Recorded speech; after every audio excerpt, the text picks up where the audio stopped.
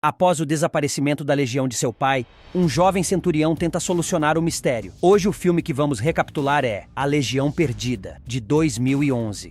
Em 120 d.C., a 9ª Legião do Exército Romano marchou em direção ao território inconquistado da Bretanha do Norte. Nunca mais foram vistos. Os 5.000 homens desapareceram com seu valioso estandarte.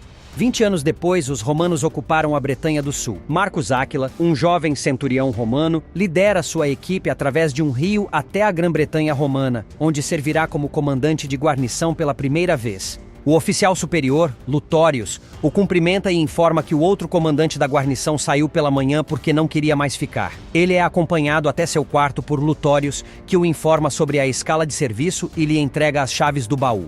Na manhã seguinte, todos os soldados entram em formação. Lutórios os informa que Marcus Áquila é o seu novo comandante. Lutórios pergunta sobre o novo comandante durante o jantar, que o homem responde que deve estar no quarto. Marcus pega sua valiosa armadura e a pendura. Ele então ora com uma pequena águia na mão, pedindo à águia que o ajude a recuperar a honra de sua família e a liderar bem seus homens. Ele imediatamente se lembra de seu pai lhe dando aquela águia. Pela manhã, Marcus ordena que fortaleçam suas defesas, porque suas vidas dependem disso. Marcus descobre no jantar que a entrega de grãos não chegou. Ele informa a Lutórios que deseja enviar uma patrulha para investigar, mas Lutórios garante que um dia de atraso não é nada. Marcus decidiu enviar a patrulha porque os homens também precisam comer. Marcus fica desconfiado quando a patrulha enviada não retorna e ordena que Lutórios seja acordado no meio da noite. Ele ouve alguns sons vindos de fora das muralhas e pergunta a Lutórios se eles deveriam chamar seus homens às armas. Lutórios diz que sim. Ele então ordena que Lutórios acorde os homens. Lutórios acorda os soldados em silêncio e ordena que vistam as armaduras e se preparem para a luta. Todos os soldados tomam suas posições. Eles logo são atacados por tribos celtas. Começa uma luta intensa e sangrenta. Marcus luta bravamente e corre para pegar uma tocha. Ele pega e joga para fora do muro, o que ativa o sistema de defesa. Isso faz com que o oponente não consiga invadir os muros, e os romanos aproveitam e matam os inimigos restantes para vencer a batalha. De manhã, Marcus vai ver seus soldados mortos e ora por eles. Logo depois, um soldado grita para Marcus subir até os muros. Ele vê um grande número de membros da tribo e a patrulha que eles enviaram sob domínio do inimigo. O líder celta executa um dos soldados, cortando sua cabeça. Marcus fica furioso e ordena que reúna os homens. Marcus preparou seu exército, mas eles estão em menor número. Marcus ordena que os portões sejam abertos e seu exército começa a marchar em direção ao inimigo. Eles entram em formação tartaruga. Depois de matar muitos inimigos, eles mudam a formação para círculo. Com isso, eles conseguem libertar seus soldados capturados, mas uma trombeta soa e um grande número de membros da tribo a cavalo, com lâminas nas carruagens, os atacam. Marcus rapidamente ordena que seus soldados recuem. Percebendo que seus homens podem ser mortos, ele pega uma lança e joga na carruagem do líder, mas a carruagem cai sobre ele, consequentemente, ficando inconsciente. Ele então se lembra de brincar com seu pai enquanto ele fazia uma águia com uma faca. Ele então vê seu pai partir para a guerra com uma águia dourada. De repente, ele acorda em uma cama. Ele pergunta ao velho onde ele está. Ele informa que ainda está na Grã-Bretanha e que seu cirurgião do forte o transferiu para cá. Então, o velho se apresenta como Áquila, tio paterno de Marcus. Ele ainda acrescenta que algumas pessoas ficaram feridas e que está surpreso por ter sobrevivido ao incidente. O médico pede que ele descanse um pouco. Lutórios logo vem ver Marcus e o informa que, por manter o forte sob condições extremas, ele foi premiado com a coroa de louros. A partir de hoje, o estandarte vai ter a sua primeira coroa. Marcus fica desapontado quando Lutórios o informa que ele recebeu dispensa honrosa por causa das lesões. Seu tio agradece a Lutórios por ter vindo tão longe para entregar isso. Marcus permanece em silêncio porque está insatisfeito e deseja restaurar o bom nome de seu pai. Stephanos, deixe-o. Mais tarde, Marcus tenta andar segurando uma bengala. À noite, sua ferida piora e ele fica com febre. Ele segura a águia e se lembra de seu pai lutando na batalha enquanto a águia despenca no chão. 2 homens ajudam Marcus a sentar ao lado de seu tio. Marcus pergunta a ele sobre seu pai. Ele diz que seu pai era um romano perfeito, com tudo o que isso implica. Mas Marcus diz que um romano perfeito não perderia a águia. Áquila informa que ninguém sabe o que aconteceu com a águia e que se o pai de Marcus morreu defendendo-a, ele morreu com honra. E se ele foi um covarde e fugiu? Áquila permanece em silêncio. A luta até a morte da arena começará em breve.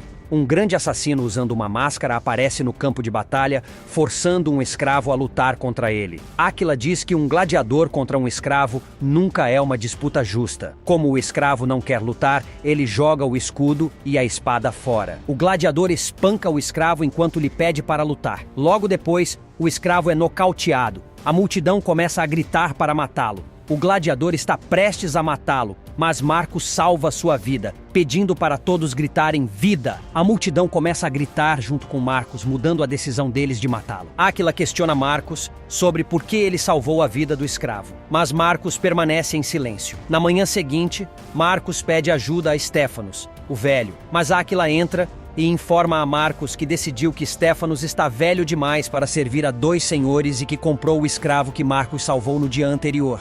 Quando o escravo entra, Áquila diz que o nome dele é Esca e sai da sala. Marcos informa a Esca que não precisa de escravo, mas Esca diz-lhe que lhe deve uma dívida honrosa porque salvou a sua vida. Marcos se opõe porque ele não exige isso. De repente, Esca saca sua adaga e diz que é filho de celtas e que nunca quebra sua palavra. Ele joga a adaga no chão dizendo: "A adaga do meu pai é meu vínculo. Eu odeio tudo que você representa, mas você salvou minha vida e para isso devo servi-lo." Na manhã seguinte, Marcos é examinado por um cirurgião e descobre que um pedaço de metal foi deixado dentro do ferimento na perna. Ele instrui Marcos a fazer outra cirurgia para remover o metal. Enquanto o escravo segura o corpo de Marcos, o cirurgião inicia a cirurgia. Marcos se lembra de seu pai mais uma vez, fugindo dos celtas com a águia. Ele então se recupera rapidamente e agora pode andar depois de alguns dias. Seu tio o apresenta a um velho amigo, Cláudius Marcellus, e estimado comandante da 6ª Legião. Marcos conta a eles no jantar que seu pai comandou a primeira corte na 9ª Legião. Cláudius informa que há rumores de que a águia foi vista recebendo honras divinas em um templo tribal no extremo norte. Cláudius afirma que a águia se perdeu e, para eles, toda a sua honra foi perdida. Marcos decide recuperar a águia e, apesar dos avisos de seu tio de que nenhum romano pode sobreviver ao norte, ele viaja para o extremo norte, acompanhado apenas pelo escravo Esca. Eles viajam por semanas até chegarem à muralha de Adriano. Os guardas os irritam de brincadeira e avisam que ninguém volta vivo depois de passar pela muralha. Apenas abra o portão, soldado. A dupla decide descansar um pouco e discutir suas vidas. É quando Marcos descobre sobre a vida de Esca, onde seu pai era um Cunoval, portador do escudo azul de Guerra dos Brigantes e senhor das 500 lanças. Eles retomam sua jornada. Durante o caminho, um homem salta sobre Marcos. Eles o pegam e o forçam a dizer seu nome.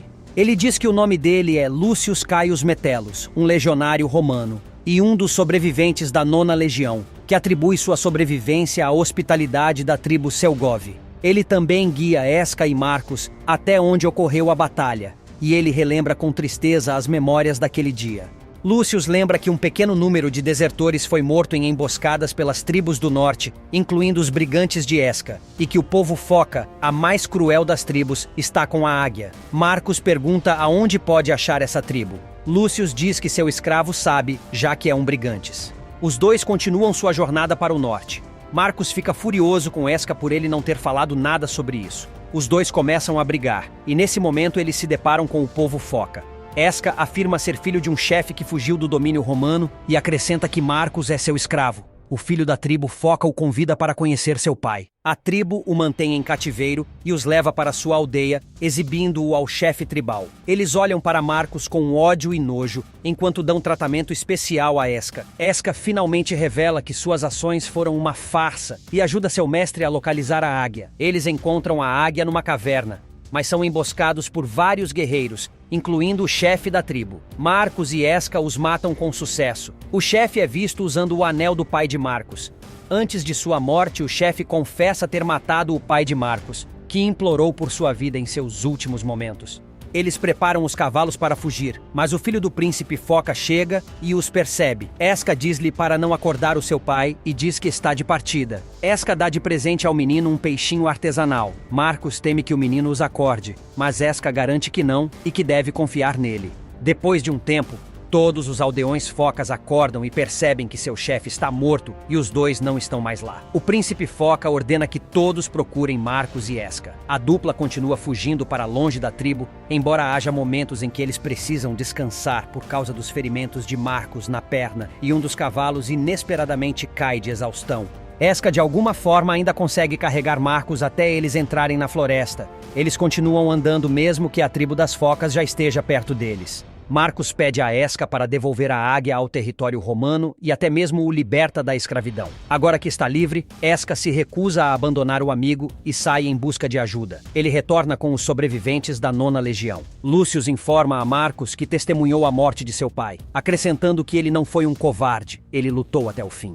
Para se redimir, os legionários aceitam Marcos como seu comandante e se preparam para defender a águia. Nesse momento, a tribo foca se aproxima. O príncipe foca assassina seu filho na frente de Esca, Marcos e dos legionários como um aviso para aqueles que traíram seu povo. Ele então ordena que seus guerreiros lancem um ataque. Uma batalha começa e todos os guerreiros focas, bem como a maioria dos soldados da 9ª Legião, incluindo Lúcius, são mortos. Marcos, por outro lado, consegue matar o príncipe foca, afogando-o no rio.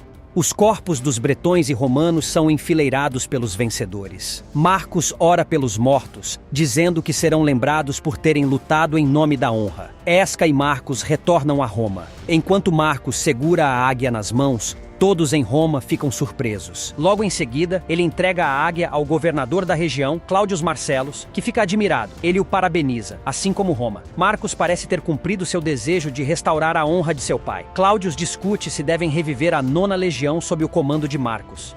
E agora? Você decide. Espero que tenham gostado. Até a próxima.